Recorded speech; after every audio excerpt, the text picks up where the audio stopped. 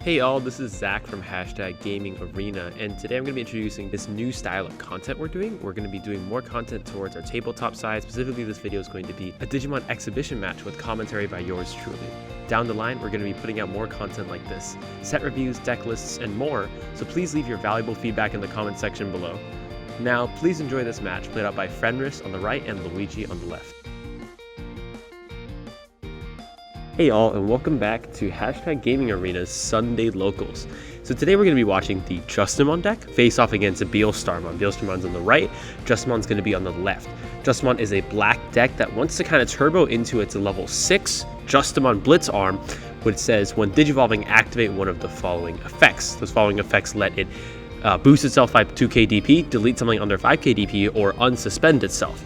It has that when Digivolving, but also has an effect that says when attacking, activate one of your Digivolving effects based on how many Tamers you have on the field. So it wants to go wide with its Tamers and then use Justimon to restand, delete everything, make it bigger. And Beelstarmon on the right side wants to be able to get its 7-cost options in the trash. It runs a ton of these like Kakaida's Breath, Nailbone, and Flybullet. These 7-cost options are going to let Beelstarmon play itself for cheaper, going from 12 minus how many 7-cost options you have in trash, and then let Beelstarmon play out those 7-cost options by retrieving one from the trash and then playing one for basically free.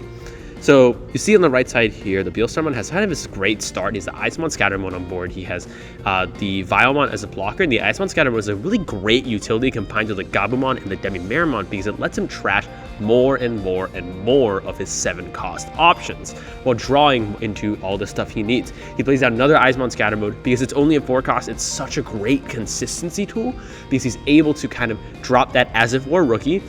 And if the opponent deletes it, that's good for him. If he swings into security and it gets deleted, that's also good for him. The Justimon player on the left side is, you can see he's kind of looking for his pieces. He's looking for the Justimon there. He's looking for what he can do.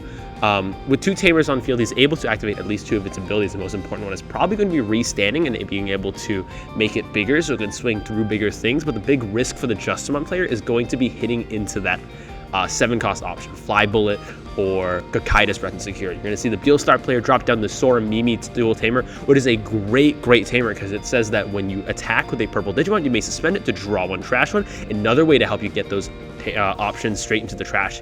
The player on the left side goes into the Justimon Blitz arm, uses the effects to restand it and make itself bigger, and it's going to check one security, immediately hits in the Flybullet as I was talking about, which kills it, and the Justimon player is not going to be able to get any value of that. The Justimon player has been reset to kind of a board 0, and while the Beelstar player doesn't have anything on board right now, you can see all these options he has in trash. You can see all the Beelstarmon on the top right, that the Beelstar is only a 4-cost, which you can play these powerful 7-cost options for only 4 and get a free body on board. He's going to go ahead and raise out the Gabumon and play down that Beelstar. Like I was saying, he's going to go ahead and choose the Nailbone. Theoretically, he'd take it out of the trash and immediately play it, but effectively he can just point at it and say, I am doing this. And he plays out the Gazimon and plays out the Vilemon. The Vilemon's a great blocker. The Gazimon prevents your opponent from gaining memory. And the Gabumon's going to swing. It's going to do the Demi-Meramon effect, which can trash even more options to make another Beelstar even cheaper. There are situations where there's so many 7-cost options in trash, the Beelstar is completely free to play, giving the player access to these amazing options for really cheap. He's going to go ahead and drop the Dracmon, and now Beelstarmon has a super wide board that the Justimon player has to deal with only the Tankmon and the Reboot Agumon. There's very little it can do. It's going to go ahead and buff it with an offensive plug into A, and it's going to swing, but forgets about the Vilemon. He's going to hit Scoop. Moving on to game 2 here, we're going to see that the Justimon player sets up the Higurumon and places an Analog Boy. He goes in and grabs the Tsunorizamon. Again, great value for himself. The Demi-Meramon is going to come out. Analog Boy again comes down from the Beelstar player, going to go ahead and grab the Beelstar, trash the Flybullet. That's some great value. Crashing the Gazi is kind of unfortunate, but it really isn't kind of too big of a detriment. He's going to evo into the Impmon, place the Impmon on the field. He's going to choose not to use the Impmon effect as he doesn't have any 7-cost options currently in his hand. The Higurumon's going to swing. It hits into a Drought Swarmer. Interesting thing about Drought Swarmer is that it actually doesn't use its main effect when it hits it in security. It only adds to hand, which is unfortunate for the Beelstar player as he doesn't get to eliminate that Higurumon from the field. And the Higurumon comes out and a Kazu comes out. Back to the Beelstar player's turn. He's going to go ahead and chip with the Impmon, hits into the Metal Greymon. No effect. Don't worry about it. The Demi-Meramon is going to let him trash yet another 7-cost option. Goes ahead and trashes that Drought Swarmer, and he's going to evo the other Impmon into a Vilemon. Now he has a blocker in the field. Now he has options in trash. He's getting a great start. He's able to kind of carry this momentum now into being able to cheat out his Beelstar for as cheap as possible.